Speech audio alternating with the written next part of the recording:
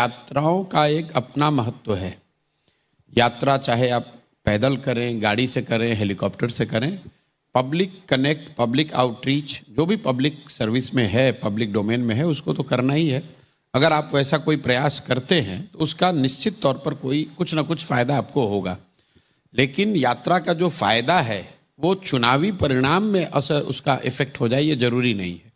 इस देश में सबसे चर्चित जो यात्रा रही है वो आडवाणी जी की सोमनाथ से अयोध्या की यात्रा रही। उस यात्रा ने आडवाणी जी को घर घर उनके नाम को पहुंचाया, राम मंदिर को मुद्दा बनाया, भाजपा को उनके ग्रासरूट पर कैडर बनाने में मदद करी। पर से उस यात्रा से भाजपा चुनाव नहीं जीत गई। तो यात्राएं जब आप करते हैं तो आपकी खुद की समझ बेहतर होती है, पब्लिक को आपको करीब से देखने, जानने, समझने का अवसर मिलता है। लेकिन उससे आप चुनाव जीत जाएं ये जरूरी नहीं है। जहां तक राहुल जी की ये यात्रा का सवाल है, जैसा कि आपने देखा पहली बार उन्होंने जो यात्रा की उसका फायदा उनको कर्नाटक में अपेरेंटली और तेलंगाना में शायद मिला, लेकिन उसी यात्रा का फायदा राजस्थान में, मध्य प्रदेश में, छत्तीसगढ़ में नहीं मिला। तो जो बात मैं आपको बता रहा हूं कि उससे राहुल गांधी को कुछ फायदा हो सकता है, लोग उनके बारे में बेहतर समझ सकते हैं, जान सकते हैं, लेकिन वो चीज आपके इलेक्शन के परिणाम में कन्वर्ट हो जाए उसके लिए और कई फैक्टर आपके पक्ष में होने चाहिए।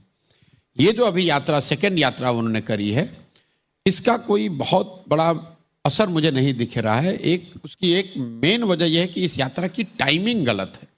मैं पहला आदमी हूं जिसने ये पब्लिकली आज से महीने भर पहले शुरू किया कि जिस किसी ने भी इनको सुझाव दिया है इस यात्रा को करने के लिए, तो यात्रा की मेरिट, फॉर्मेट, इम्पैक्ट को छोड़ दीजिए, शेयर टाइमिंग जो है वो गलत है। इसलिए गलत है कि आप यात्रा कर रहे हैं कांग्रेस के लीडर के तौर पर, और इसी बीच में आपने इंडिया अलायंस भी बनाया। तो इंडिया अलायंस का अगर यात्रा होता तो इंडिया अलायंस के सारे कॉन्स्टिट्यूएंसीज के पार्टिसिपेंट होते, वो है नहीं। और यात्रा आप कर रहे हैं कांग्रेस के लीडर के तौर पे, और आप इंडिया अलायंस के की कंपोनेंट के एक तरह से कर्णधार हैं, कैटलिस्ट हैं। तो ये तो ऐसे हो गया कि आप मल्टी कंट्री आर्मी को लीड कर रहे हैं, और जब लड़ाई का समय आया तो जो मल्टी कंट्री आर्मी है उसका जो कमांडर इन चीफ है वही हेडक्वार्टर को छोड़कर कहीं बाहर है। तो जब उनको हेडक्वार्टर पे होना चाहिए, उनको अलायंसेस फिक्स करने चाहिए, सीटों के निगोशिएशन को तय करना चाहिए, नैरेटिव पे काम करना चाहिए, किनको टिकट मिलेगा इसको तय करना चाहिए, रिसोर्स कहाँ से आएगा इस पर तय करना है। ये ना करके आप मणिपुर में घूम रहे हैं, नागालैंड में घूम रहे हैं, बिहार में घूम रहे हैं। तो मुझे लग रहा है कि स्ट्रेटेजिकली और टैक्टिकली दोनों तरह से ये गलत मूव है टाइमिंग के हिसाब से। राहुल गांधी कुछ मुद्दे तो उठा रहे हैं।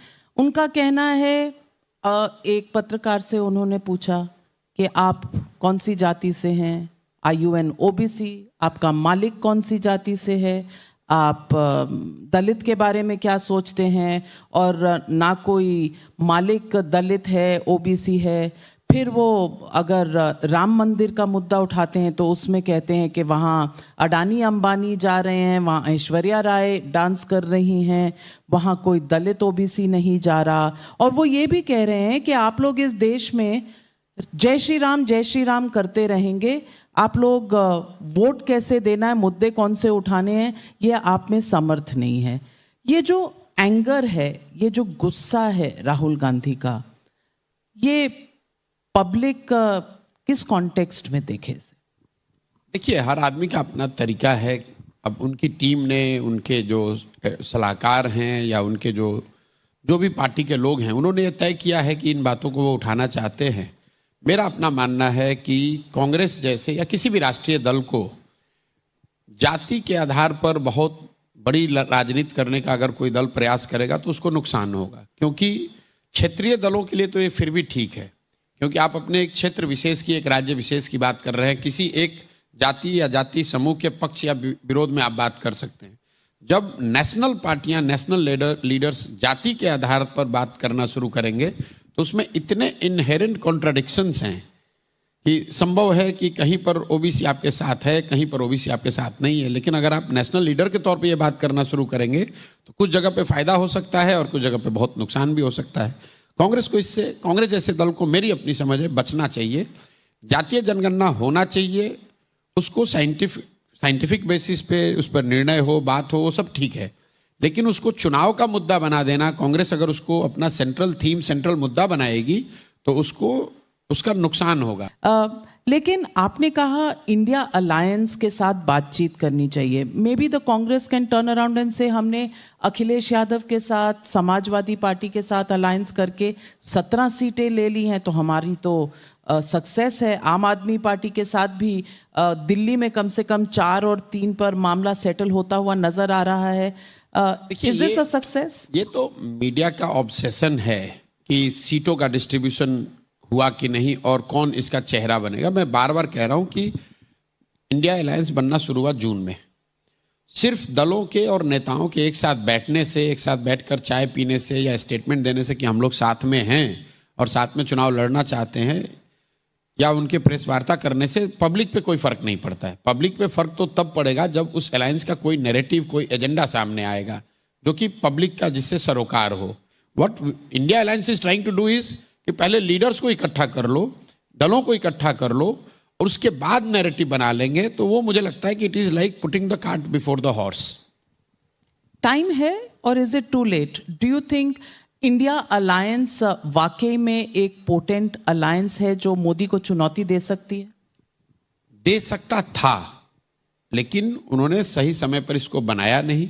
और जब बनाया उसके बाद जिस सिंसियरिटी से उस आइडिया पर, उस नैरेटिव पर काम होना चाहिए था, वो काम हुआ नहीं। इन्होंने बनाया जून 2023 में।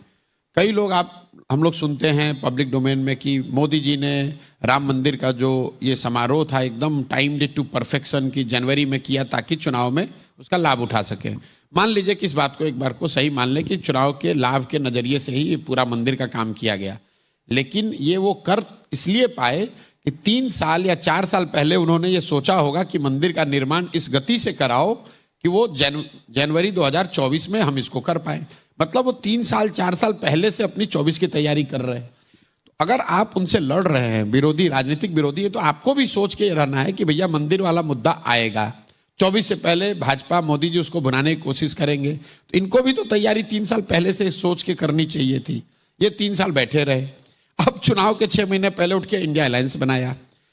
अब अलायंस बनाने के बाद भी उनका आप वर्किंग आवर देखिए। इंडिया अलायंस की जो 4 बैठकें हुई हैं जून से लेकर अभी हम लोग बैठे हुए फरवरी एंड में, कुल 4 इनकी बैठक हुई।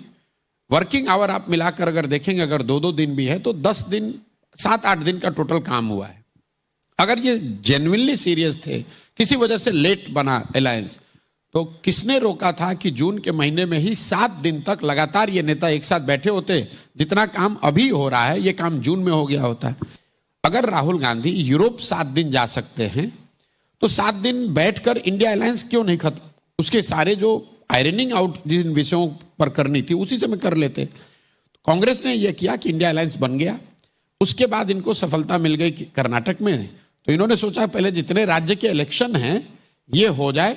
इसमें इनका अनुमान था कि इनको बहुत बड़ी जीत मिलेगी, तो वहां वन अपमैनशिप था कि अगर हमें जीत मिल गई तो हम इंडिया अलायंस को डिक्टेट कर पाएंगे या उसकी लीडरशिप हमारे पास रहेगी, उसको हम अपने टर्म पर चला पाएंगे।